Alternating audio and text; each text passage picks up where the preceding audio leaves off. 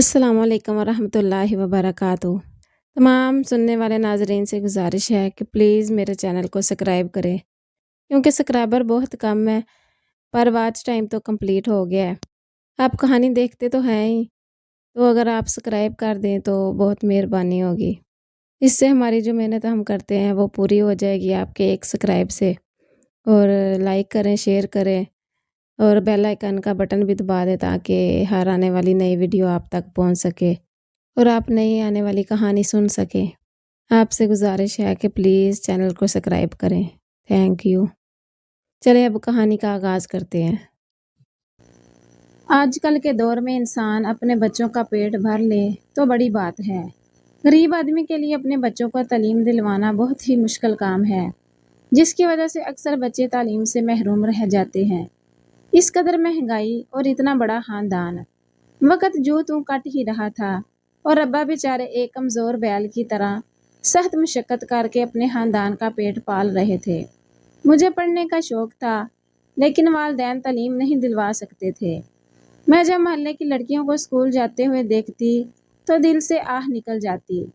एक रोज़ किताब लिए बैठी थी कि आंखों से आंसू जारी हो गए।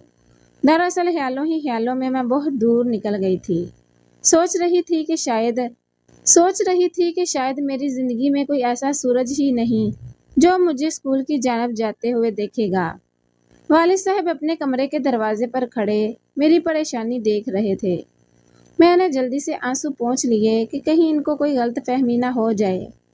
उन्हें रोने का सबब बताते हुए कहा कि मैं स्कूल जाना चाहती हूँ, तालीम हासिल करना चाहती हूँ। आपने मुझे दूसरी जमात से हटा दिया था।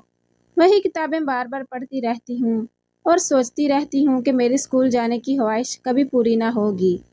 काश मेरे इतने मसाइल होते कि तुमको पढ़ा सकता, तुम लोगों की रोजी रोटी बमुश्किल पूरी कर पाता हूँ।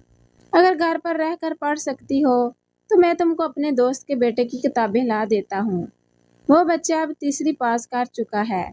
इसके पास पिछली जमात की किताबें पड़ी हुई हैं। मैंने ये भी मंजूर कर लिया। अब्बा जान ने मुझे किताबें ला दी। घर के काम से फरागत पाकर मैं इनको पढ़ने बैठ जाती। बड़े भाई 8वीं पास कर चुके थे। वो रोज शाम को घंटा आधा घंटा पढ़ा दिया करते, बाकी खुद कोशिश करके पढ़ती।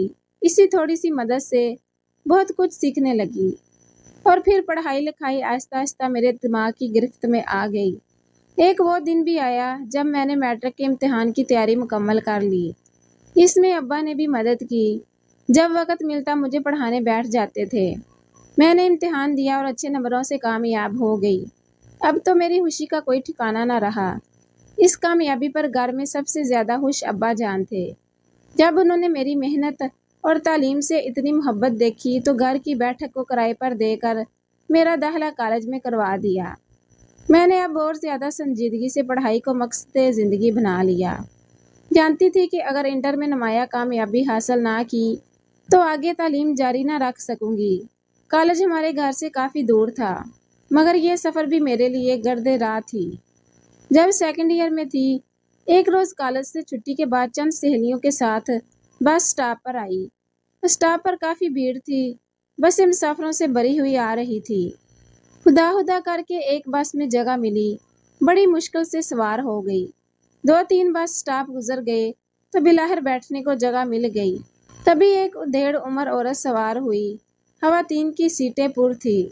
वो ज़रा मोटी थी, खड़े रहकर अपना आपा संभाला ना जा रहा था। हाथ में काफ़ी बड़ा बैग भी था, जिसको बहुत एहतियात से उठाए हुए थी। वो मेरे नज़दीक ही खड़ी थी।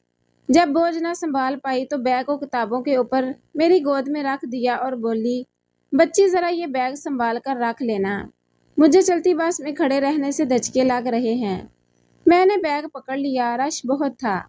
मैं देख रही थी कि औरत बेचारी बहुत तकलीफ में खड़ी सफ़र करने पर मजबूर थी। ऐसे में इसका सामान पकड़कर मुझे रूहानी खुशी हुई कि चलो थोड़ी देर के लिए ही इस बेचारी का बोझ हल्का कर दिया। अगले स्टॉप पर औरतों का एक नया रेला आया। कुछ उतर गईं और ज्यादा चढ़ आईं। अब रश पहले से ज्यादा हो गया। यूं स्टॉप दर स्टॉप बस चलती रही। औरतें उतरती और चढ़ती रही। जब मेरा स्टॉप नजदीक आया तो मैंने भीड़ में बड़ी बी को तलाश किया कि इनका बैग इनको थमा दूं। तमाम औरतों पर नजर दौड़ाई, मगर वो कहीं नजर न आई।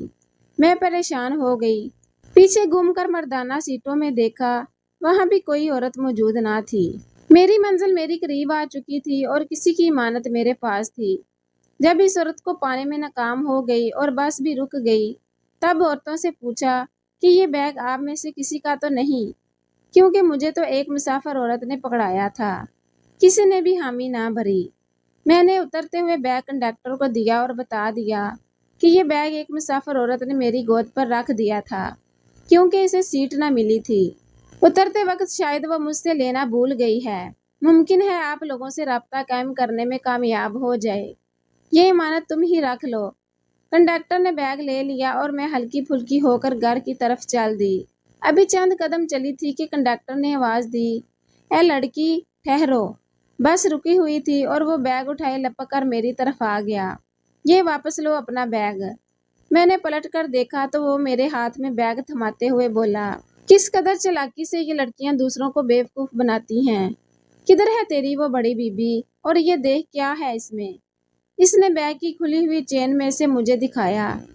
एक नौज़ायदा बच्चा सफेद कपड़े में लिपटा पड़ा था। शायद इसको किसी दवा से बेहोश किया गया था। इसकी आंखें बंद थी मगर गर्मी के बायस कसमसा रहा था।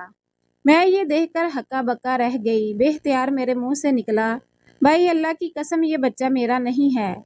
लेकिन कंडक्टर शोर मचाने लगा, लड़की तू मुझे पकड़वाना चाहती है, ये धोखा किसी और को देना। मैं नहीं नहीं कर रही थी कि ये मेरा बैग नहीं है, मगर नकार खाने में तोती की आवाज कौन सुनता। लोग इकट्ठे होने लगे। खुदा जानता है कि वो लम्हात मेरे लिए किस कदर क़यामत हेज थे। दिमाग में भंवर की सी कैफियत थी। जिस्म में खून की गर्दिश थम गई थी और मैं बुत बनी खड़ी थी। पसीने के कतरे मेरे चेहरे पर लकीरों की सूरत बहने लगे। मदारी की तरह कंडक्टर बैग उठाए जैसे डुगडुगी बजा रहा था। लोग चारों तरफ भीड़ की सूरत अख्तियार करते जा रहे थे और मैं हवास बहता दरमियान में खड़ी थी, जैसे कोई तमाशे की चीज थी।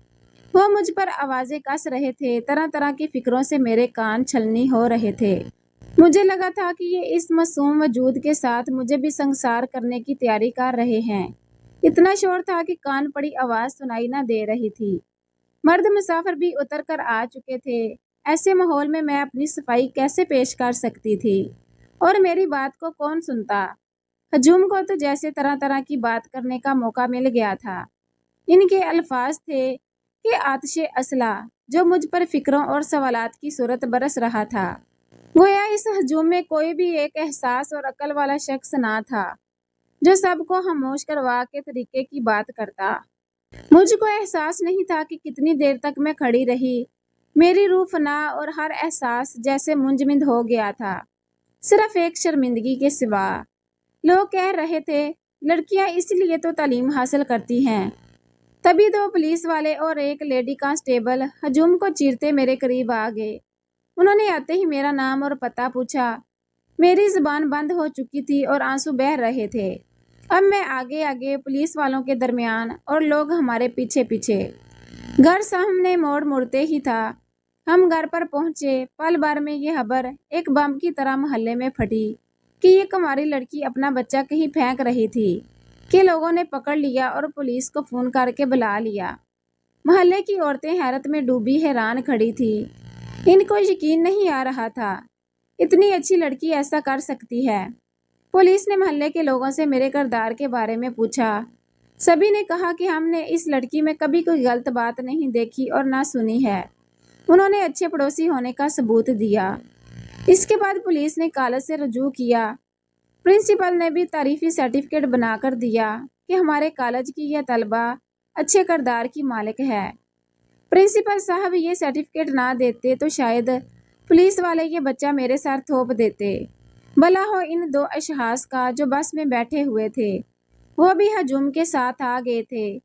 शायद इनके ज़मीर ने इनको मजबूर किया। पहले तो सोच विचार में थे कि गवाही दें या नहीं। बाद में क्या सोचा कि खुद पुलिस स्टेशन तक पुलिस के साथ गए।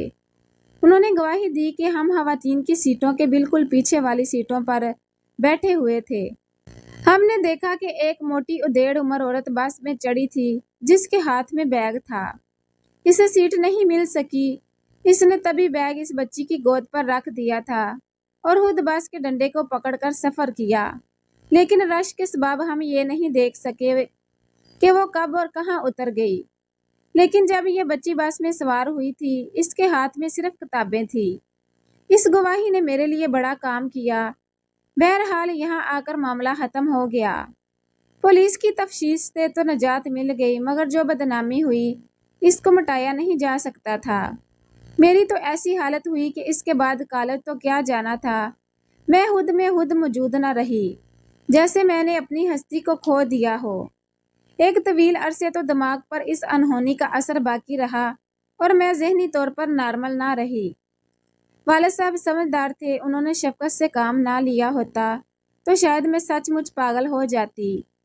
وہ بیچارے سارے محلے کے سامنے کیا کم شرمسار ہوتے تھے، لیکن انہوں نے حوصلہ رکھا۔ کچھ اچھے لوگ ان کی شرافت کے گواہ تھے، پھر بھی گندے ذہن ہر جگہ ہوتے ہیں۔ ان کو کب آرام تھا وہ اب بھی باتیں بناتے تھے۔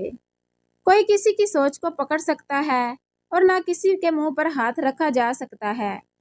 دنیا تو ہے ہی ذلت کا بازار کہ جہاں اچھائیاں بلا دی جاتی ہیں اور برائی کو پھیلانے میں لوگ پیش رہتے ہیں۔ میرے ماتھے پر بدنامی کا ٹیکا مفت میں چپک گیا، جانے یہ کس کی بلا تھی جو میرے سر آئی۔ ایک یہ نقصان ہوا اور دوسرا اس سے بڑا کہ مجھے کالج سے اٹھا لیا گیا اور میں اعلیٰ تعلیم سے محروم رہ گئی، حالانکہ میں بہترین رزلٹ کے باعث اسکالرشپ ہولڈر تھی۔ والدین ڈر گئے تھے، زمانے کی چال بازیاں تو ایسی ہوتی ہیں کہ شرفاء ان کا مقابلہ نہیں کر سکتے۔